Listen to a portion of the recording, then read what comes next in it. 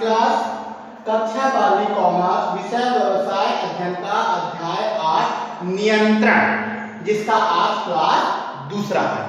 Class first में मैंने नियंत्रण के बारे में बताया था कि नियंत्रण क्या होता है, नियंत्रण के उद्देश्य बताया था और नियंत्रण के विशेषता के बारे में मैंने बताया था और नियंत्रण का महत्व समझाया था कि यदि एक डायग्राम के रूप में बताया था, यदि हमारे रोड में जब हम चलते हैं या गाड़ी चलाते हैं, उस रोड में अगर ट्रैफिक सिग्नल में हमको अगर वो रेड बत्ती, येलो बत्ती और ग्रीन बत्ती है ना, अगर ये बत्ती ना हो तो हमारे साथ कौन सी घटनाएं घट सकती है, किस प्रकार हमको उससे बचना है। तो हमारे लिए जिस प्रकार रोड में चलने के लिए हमको ट्रैफिक सिग्नल जहां पर हम गाड़ी को रोकते हैं, देखते हैं और सुरक्षित चलाते हैं, उसी तरीके से नियंत्रण भी एक प्रकार का व्यवसाय में बताया गया था कि नियंत्रण का हमारे व्यवसाय में क्या महत्व है। आज है हमारा दूसरा क्लास। इस दूसरे क्लास में मैं नियंत्रण की विधि या तकनीक के बारे में बताऊंगा कि नियंत्रण को मतलब किसी भी व्यवसाय में नियंत्रण हम किन किन विधियों के माध्यम से कर सकते हैं, कि किस प्रकार आप नियंत्रण करो कि आपका व्यवसाय सुचारू रूप से चल सके, जिसमें कोई भी समस्या या बाधा उत्पन्न ना हो। जिसमें सबसे पहला होता है नियंत्रण की सामान्य विधि और दूसरा है नियंत्रण की विशिष्ट विधि। तो सामान्य विधि में पहला पॉइंट होता है अवलोकन द्वारा नियंत्रण। अवलोकन मतलब होता है आप अपने व्यवसाय का अवलोकन करें, बार बार उसकी जानकारी प्राप्त करें कि कहां पर कौन सी बाधा उत्पन्न हो रही है, कहां पर कौन सी कठिनाई उत्पन्न हो रही है, किन मजदूरों को कौन सी समस्याओं का सामना करना पड़ रहा है, किस प्रकार मशीन हमारा काम कर रहा है या नहीं, कहां पर लिखा पुस्तकों में कुछ गड़बड़ी हो रही है, कहां पर सामान की क्षति ज्यादा हो रही है। इस प्रकार आपको अवलोकन करना है, बार बार उसको जानकारी प्राप्त करना है, जिससे आपको कहां पर कौन सी बाधा उत्पन्न हो रही है, कहां पर कौन सी समस्या निकल के आ रही है, इन सब की जानकारी आपको मिलेगी और उस समस्या का आप क्या कर सकते हो, समाधान खोज सकते हो। जैसे होता है कर्मचारी के कार्य का प्रत्यक्ष अवलोकन का नियंत्रण करना अवलोकन द्वारा नियंत्रण कहलाता है। नियंत्रण की बहुत प्रचलित विधि है। इस विधि की विशेषता यह है कि कर्मचारी और प्रबंध अधिकारी के बीच संबंध स्थापित बना रहता है, उपक्रम की अनेक समस्याएं स्वतः ही हल हो जाती है। आप बार बार उसका अवलोकन करेंगे, बार बार उसकी जानकारी निकालेंगे तो आपकी जो समस्या है वो एकाएक धीरे धीरे क्या हो जाएगी, दूर हो जाएगी। दूसरा पॉइंट होता है अंकेक्षण द्वारा नियंत्रण। अंकेक्षण मतलब होता है आपको बार बार लेखा पुस्तकों की जानकारी प्राप्त करना। आप बार बार क्या करोगे, लेखा पुस्तकों का निरीक्षण करो, बार बार उसको देखो कि कहां पर कौन सी फिगर, जैसे हम लोग जैसे लिखते हैं ना, जैसे कभी कभी हम लोग से ही गड़बड़ी हो जाती है। जैसे हमको कोई बोला 1000 लिख दिए, अब बताओ ये कितना लिखा है, गलती से होता है, चल जाता है। तो 1000 बोले हमने लिख दिया 10,000 गलती से, तो अब ये गलती हो गया। तो इसी तरीके से इस गलती ना हो इसके लिए हमको क्या करना पड़ता है, अंकेक्षण मतलब हमको बार बार उसका देखना पड़ता है। तो अंकेक्षण द्वारा नियंत्रण। अगला होता है अभिप्रेरण द्वारा नियंत्रण। अभिप्रेरण मतलब कर्मचारियों को कार्य के प्रति क्या करना है, मोटिवेट करना है। आप बार बार कर्मचारी को मोटिवेट करो, अभिप्रेरित करो काम करने के लिए, जिससे कर्मचारी आपके व्यवसाय में लगन पूर्वक काम करे, जिससे उनके काम करने की जो समस्या है वो धीरे धीरे क्या हो जाएगी, खत्म हो जाएगी। अगला बोलता है नीतियों द्वारा नियंत्रण। नीति को भी नियंत्रण का एक साधन माना गया है। इसमें प्रत्येक कर्मचारी मार्गदर्शक होता है, इसमें कर्मचारी को मार्गदर्शक होता है तथा कार्य का क्षेत्र सीमा निर्धारित हो जाती है। निर्धारित नीतियों के विरुद्ध कार्य नहीं किया जा सकता, इस प्रकार कर्मचारियों को नियंत्रण स्थापित हो जाता है। अगला है अपवाद द्वारा नियंत्रण। नियंत्रण की यह विधि उपक्रम के प्रबंधक अपवाद की स्थिति को ध्यान में रखते हैं, जिससे समाप्त करने के लिए प्रयत्नशील रहते हैं। उपक्रम में अपवाद की स्थिति का आशय कार्यों से है जो निर्धारित योजना के अनुसार नहीं हो। जैसे आप 10 व्यक्तियों से कोई काम कराना चाहते हो, 10 व्यक्ति को बोले ये काम करो, उसमें से केवल 6 लोग 7 लोग ही काम कर रहे हैं, 3 लोग 4 लोग घर बैठ के गप्पे मार रहे हैं, टाइम पास कर रहे हैं और समय पर काम को पूरा नहीं कर रहे हैं। तो ऐसी स्थिति में आपको क्या करना है, अपवाद मतलब आपके काम में कोई गड़बड़ी तो नहीं हो रही, इसकी बार बार जानकारी निकालना है और उनको इस प्रकार काम के लिए प्रेरित करना है कि वह व्यक्ति आपके व्यवसाय में काम करे, जिससे आपके व्यवसाय को ज्यादा से ज्यादा लाभ हो। उदाहरण द्वारा नियंत्रण। यह नियंत्रण उत्कृष्ट उदाहरण है। अधिकारी का व्यवहार इस प्रकार हो जैसे कि वह अधीनस्थों से चाहता है।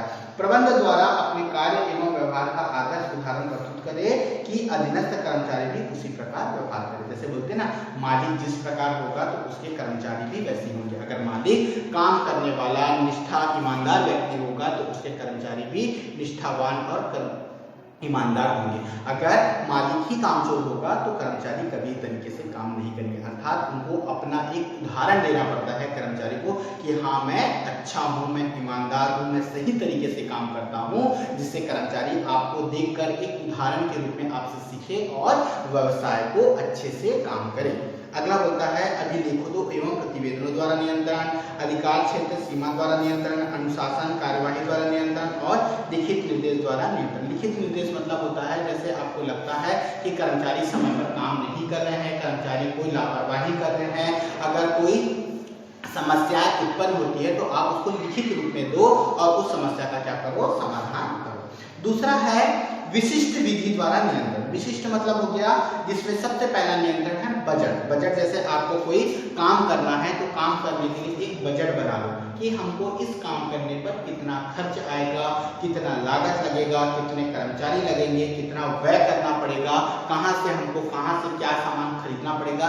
इस प्रकार का एक अगर आप बजट बना लोगे तो उससे आपको बहुत सारी समस्याओं को धीरे धीरे खत्म करने का मौका मिलेगा। जैसे हम लोग एक घर बनाते हैं, ठीक है, एक घर बनाते हैं तो घर बनाने के लिए हम लोग क्या चालू कर देते हैं घर बनाना कि एक बजट बनाते हैं कि घर बनाएंगे तो डबल स्टोरी रहेगा कि सिंगल स्टोरी रहेगा, कितने रूम का बनाएंगे, कितना खिड़की होगा, कहाँ पर दरवाजा होगा, कहाँ पर बाथरूम होगा, कहाँ पर पोर्च होगा, कहाँ पर सीढ़ी बनेगा, कहाँ पर कौन सा सामान रखेंगे। इस प्रकार से हम लोग क्या बनाते हैं, सबसे पहले नक्शा बनाते हैं। उसके बाद उस नक्शे में कितना रुपया खर्च आएगा, जैसे बता दिए कि हमको 10 लाख रुपए क्या होगा खर्च आएगा, ठीक है। तो ये एक बजट बन गया, 10 लाख खर्च आएगा। अब इस 10 लाख में से किस प्रकार हम उसको खर्च करेंगे, जैसे हमारा ईंटा कितना लगेगा, है ना, रेती कितना लगेगा, ठीक, गिट्टी कितना लगेगा, मजदूरी कितना देना पड़ेगा, सीमेंट कितना लगेगा, टाइल्स कहाँ से लाएंगे, कितने रुपए का टाइल्स होगा। तो इसी बजट के अंदर हम लोग क्या करते हैं, इस घर का पूरा मैन्युफैक्चरिंग मतलब इसमें जितना सामान लगने वाला है उस पर हम लोग बजट बनाते हैं। तो जिससे हमको पता चल जाता है कि हमारे घर में 10 लाख लगेगा या 10 लाख से ऊपर जाएगा। अगर ऊपर जाता है तो भी हमको मालूम चल जाएगा, कम होगा तो हमको लाभ ही होगा। तो इस प्रकार बजट के द्वारा हम क्या कर सकते हैं, फिजूल खर्ची या जो समस्याएं उत्पन्न होती है उसको हम क्या कर सकते हैं, दूर कर सकते हैं। दूसरा बोलता है लागत नियंत्रण। लागत नियंत्रण में इस बात का पता लगाया जाता है कि विभिन्न उत्पादकों के प्रति इकाई लागत क्या होगी। मतलब आप लागत के द्वारा आप ये बता सकते हो कि हमारे उत्पादित सामान पर कितना रुपए का खर्च आएगा या जो सामान बनकर तैयार हुआ है उस पर प्रति इकाई मतलब एक सामान के पीछे हमारा कितना रुपए खर्च हुआ है। अगला होता है उत्पाद नियंत्रण। निर्मित वस्तु निर्मित उपकरण की समस्त क्रियाएं इसके अंतर्गत की जाती हैं। निर्माणी संस्था के समस्त कार्य को इस प्रकार नियंत्रण करना ही समस्त कार्य पूर्ण नियंत्रण व्यवस्था के अनुसार संचालित हो। अगला बोलता है किस्म व गुण द्वारा नियंत्रण। उत्पादित वस्तु के गुण किस्म के नियंत्रण करना किस्म व गुण द्वारा नियंत्रण कहलाता है। किसी नियंत्रण के कारण उत्पादित वस्तु का आकार एवं रूप आकर्षण एवं वस्तु अधिक उपयोगी होती है। ठीक, उसके बाद आता है नियंत्रण की प्रक्रिया या नियंत्रण के बनाए गए कदम, जिसमें सबसे पहला पॉइंट बोलता है कार्य प्रमापों का निर्धारण। किसी भी कार्य को करने के लिए आपको एक स्टैंडर्ड प्रमाप, एक स्टैंडर्ड है ना, आप उसको निर्धारित करना पड़ेगा। बिना स्टैंडर्ड के आप नहीं बता, जैसे आपको घर बनाना है तो आपको उसका स्टैंडर्ड देखना पड़ेगा कि मैं किस क्षेत्र में किस प्रकार का घर बना रहा हूँ। जैसे आप किसी हाई प्रोफाइल सोसाइटी में बनाओगे तो हाई प्रोफाइल सोसाइटी के अनुसार ही। अब जैसे एक उदाहरण दे रहा हूँ, जैसे आप नेहरू नगर में झोपड़ी बनाकर नहीं रह सकते हो क्या? नहीं रह सकते। और जहाँ गांव है वहां पर बहुत बड़ा महल बनाकर नहीं रह सकते। अर्थात जहां पर जिस प्रकार का स्टैंडर्ड होगा, प्रमाप होगा, वहां के हिसाब से ही आपको क्या करना पड़ेगा, घर बनाना पड़ेगा। अर्थात जिस प्रकार का आपका व्यवसाय होगा, आप अपने व्यवसाय के अनुसार ही वस्तु का क्या करोगे, उत्पादन करोगे। ठीक, जैसे इस प्रकार कार्य के प्रमाप निर्धारण प्रमाप को परिभाषित किया जाता है। प्रमाप का निर्धारण नियंत्रण प्रक्रिया का पहला कदम है। संस्था के समस्त व्यक्तियों को कार्य का प्रमाप निश्चित हो जाने पर यह ज्ञात हो जाता है कि किस व्यक्ति को कहाँ, कितना, कब, किस प्रकार, कैसे कार्य कराना है। अर्थात एक निर्धारित समय में एक व्यक्ति कितना व कैसे कार्य की आशा की जाती है। ठीक है, अगला बोलता है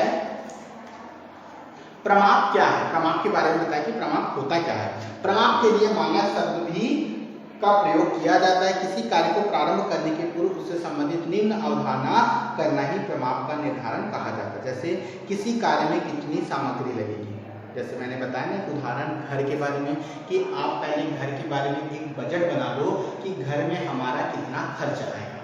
अब आप बता दीजिए कि 10 लाख रुपए मेरा खर्च होगा।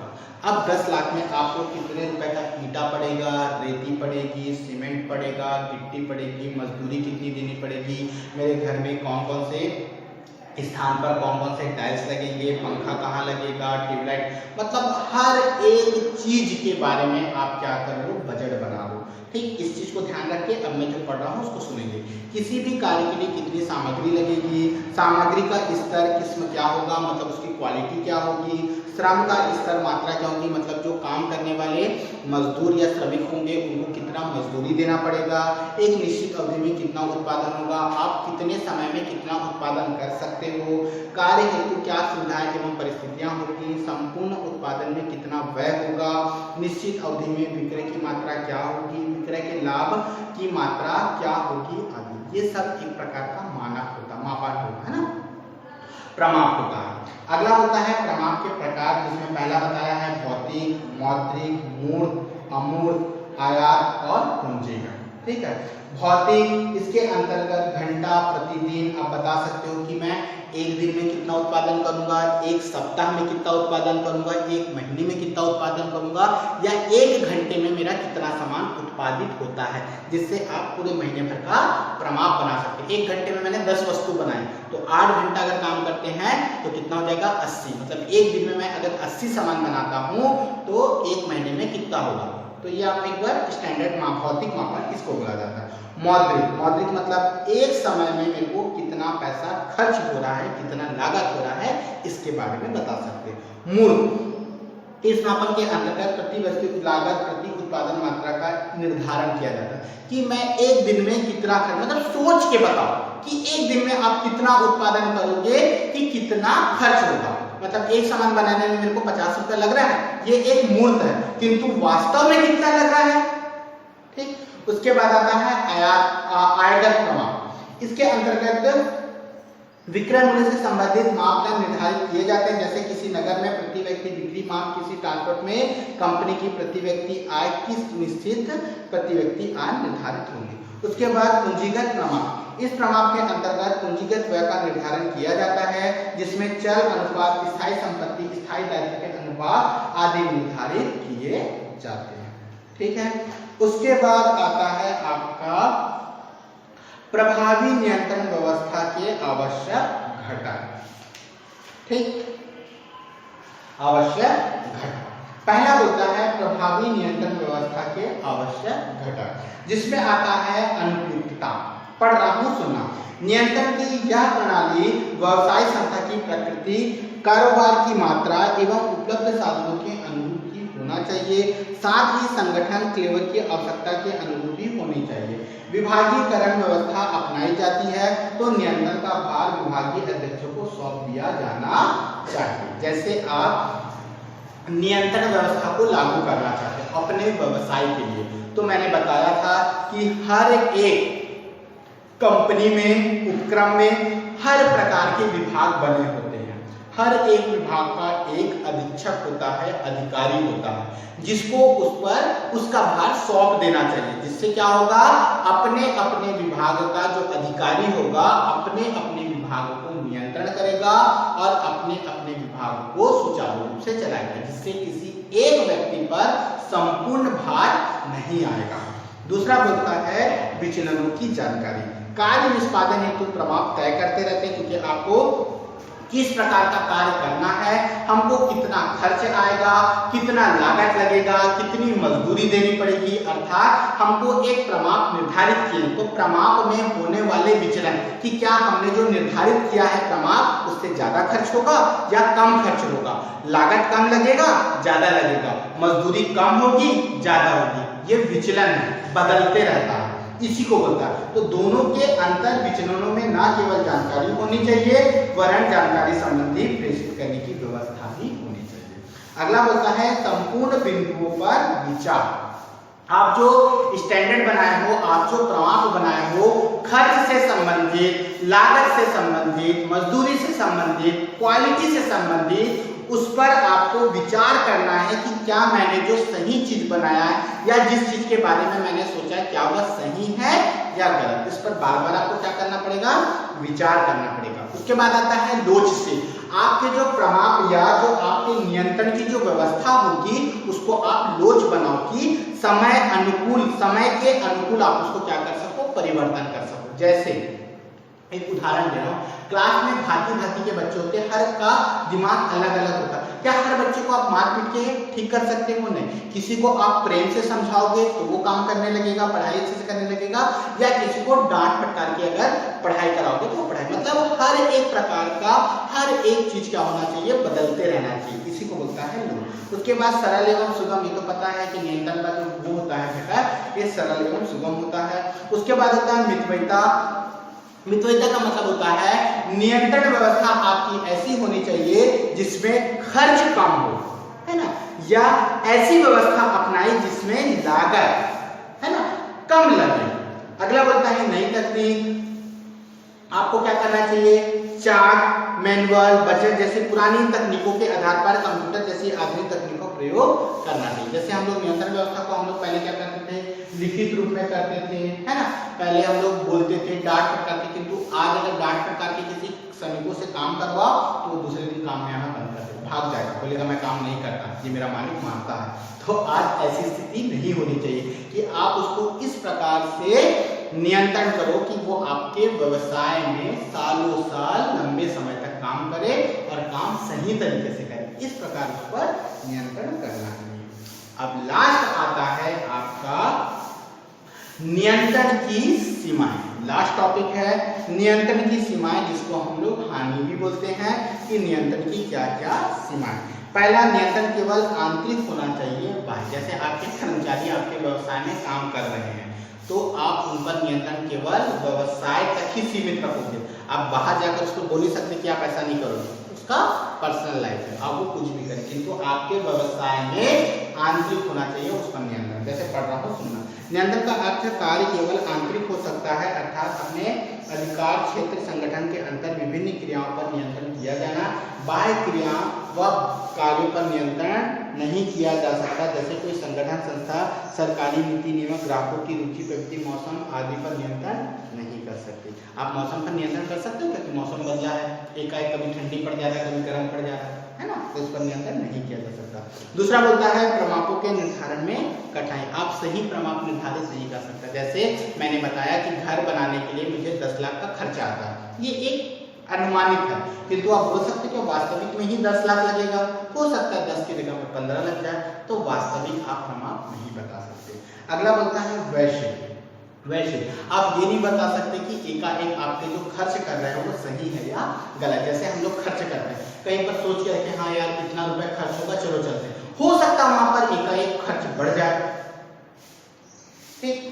उसको अगला बोलता है विरोध का सामना करना। नियंत्रण व्यवस्था में अधीनस्थों के मन में एक डर व दबाव बना विरोध प्रकट हो जाता है, चुपके प्रबंध का विरोध प्रारंभ हो जाता है, अर्थात स्थिति कभी भी विस्फोट हो जाती है, अतः नियंत्रण व्यवस्था में प्रायः अधीनस्थों का विरोध होता है। और लास्ट पॉइंट होता है व्यक्तिगत उत्तरदायित्व के निर्धारण में कठिनाई। कभी कभी एक कार्य अनेक कर्मचारी को करना पड़ता है, ऐसी स्थिति में किसकी त्रुटि हो, जैसे आप किसी को काम करने बोले तो एक काम आज एक व्यक्ति करके गया, वो पूरा नहीं हुआ, फिर कल किसी दूसरे को बोल दिए, तीसरे को बोल दिए, चौथे को बोल दिए, किंतु गलती किससे हुई आप बता सकते कि पहला व्यक्ति था कि 5वां व्यक्ति था, ये कठिनाई आती है, ठीक। उसके बाद लास्ट टॉपिक है आपका नियोजन एवं नियंत्रण में संबंध, ठीक है। अगर नियंत्रण करना है तो नियंत्रण करने से पहले आपको क्या बनाना पड़ेगा, योजना बनानी पड़ेगी। और योजना बनाने से पहले आपको उसको निर्धारित करना पड़ेगा, पूर्व से ही उसकी योजना बनानी पड़ेगी कि जो मैंने काम को करने के लिए सोचा है या अपने व्यवसाय उपक्रम के लिए जो मैंने काम बनाया है, तकनीकी व्यवस्था को सुचारू रूप से चलाने के लिए आपको योजना बनानी पड़ेगी। और योजना को कार्य में रूपांतरण करने के लिए आपको क्या करना पड़ेगा, नियंत्रण करना पड़ेगा। क्योंकि जब तक आप योजना नहीं बनाओगे आप नियंत्रण नहीं कर सकते, और नियंत्रण करने के लिए आपको योजना बनानी पड़ेगी। तो दोनों का आपसी संबंध के बारे में बताया है। नियंत्रण और नियोजन एक प्रकार का सहयोग है। इन दोनों सहयोग के माध्यम से आप अपने व्यवसाय को सुचारू रूप से चला भी सकते हो और सुचारू रूप से व्यवस्थित कर सकते हो, जिससे ज्यादा से ज्यादा लाभ होगा। ठीक, तो ये तो था आपका नियंत्रण चैप्टर, कंप्लीट हो गया। नेक्स्ट अध्याय हम लोग पढ़ेंगे, नेक्स्ट चैप्टर जब नेक्स्ट क्लास पढ़ेंगे तो उस पर हम लोग चालू करेंगे नेक्स्ट क्लास आपका वित्तीय प्रबंधन। ठीक है, और 2-3 चैप्टर और बचा है, ये चैप्टर हो जाएगा तो वित्तीय प्रबंधन हम लोग चालू करेंगे। नियंत्रण चैप्टर का मैं क्वेश्चन आंसर आपको भेजूंगा, जल्दी से जल्दी क्वेश्चन आंसर करेंगे। और इस असाइनमेंट पे जब भी आप अक्टूबर का असाइनमेंट लेकर आएंगे, नियंत्रण चैप्टर तक आपका क्वेश्चन आंसर कंप्लीट होना चाहिए।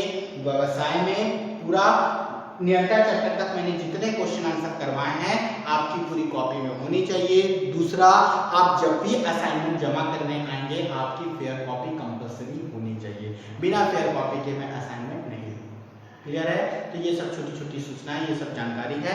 इसके जो क्वेश्चन आंसर होंगे वो कंपलसरी आप याद करेंगे, क्योंकि ये बहुत इंपॉर्टेंट चैप्टर है और इसके हर एक टॉपिक से एक एक क्वेश्चन पूछता है। तो जितना मैंने डिटेल किया है इसको आप बहुत अच्छे तरीके से पढ़ेंगे और समझेंगे। अगर कोई डाउट निकलता है तो मुझसे पूछेंगे कि सर ये चीज़ यहाँ पर डाउट है, आप मुझे समझाइए, मैं फिर से इसको पढ़ा दूंगा। क्योंकि ये सबसे छोटा चैप्टर है, किंतु इसमें जो 6 से 7 टॉपिक जो दिए हैं वो 6 से 7 टॉपिक, हर एक टॉपिक अपने में मोस्ट इंपॉर्टेंट है। क्लियर है? तो जो मैंने नियंत्रण के बारे में पढ़ाया ये कंप्लीट है। आगे आप लोग पढ़ते जाएंगे और इससे संबंधित जो भी समस्या होगी उसको मुझसे पूछते जाएंगे। क्लियर है?